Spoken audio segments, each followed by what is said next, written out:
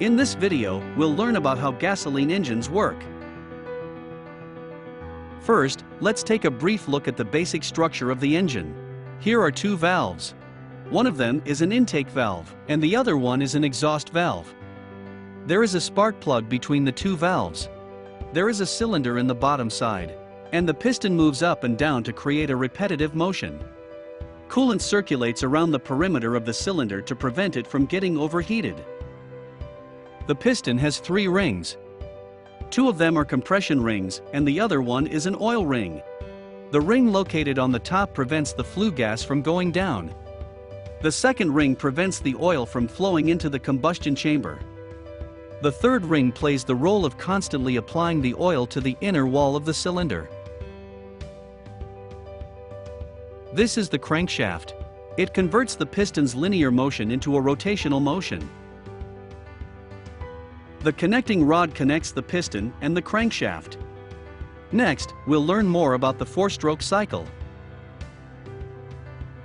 It goes in the order of intake, compression, power, exhaust.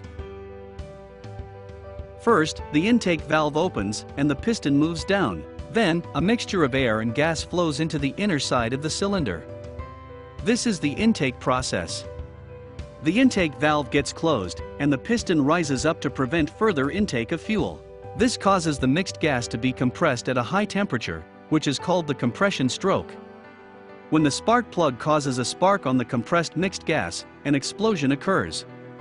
The force from the explosion causes the piston to go down, which is called the power stroke. Then, the exhaust valve opens, and the piston rises up to release the exhaust gas. This process is called the exhaust stroke. During this single cycle, the crankshaft rotates twice. It will make a half-turn during the intake process, and another half-turn during the compression process to complete a full turn. Then it makes another half-turn when the gas explodes, and a final half-turn after the exhaust process is complete, completing 2 full turns. Next, we will learn how the intake and exhaust valves open and close. The valve is opened and closed based on the movement of the camshaft, which converts rotational motion to a linear motion. Camshafts are connected by a crankshaft or a timing belt. Normally, timing chains are used more often due to the weak durability of timing belts. The intake valve opens during the intake stroke. The valve stays closed during the compression and power stroke. And the exhaust valve will open during the exhaust stroke. While the crankshaft rotates twice, the camshaft only rotate once, and both the intake and exhaust valves are opened and closed once each.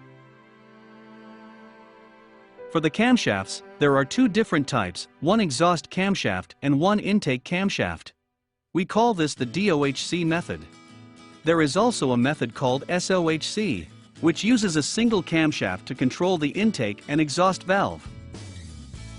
This is the throttle body. There is a throttle valve inside. The amount of air drawn in can be controlled by closing this valve. By pressing on the accelerator pedal, you can open up the valve and allow more air to come in. This will lead to increased power and faster speed. The mixed gas is distributed evenly to each cylinder via an intake manifold. This is a linear 4 engine. 4 cylinders are positioned in a straight line. It is also called the L4 engine, using the letter L from the word linear. These are the cylinders of a linear 6 engine.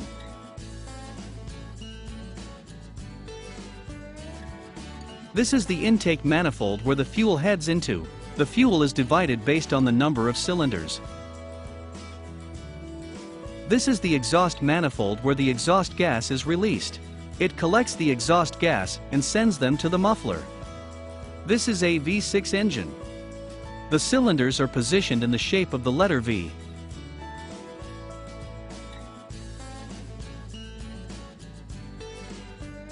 When the number of cylinders increase, the length of the engine gets longer, which will also lead to longer crankshaft camshafts. Naturally, the width of the car gets longer. That is why many automobile companies produce V6 engines.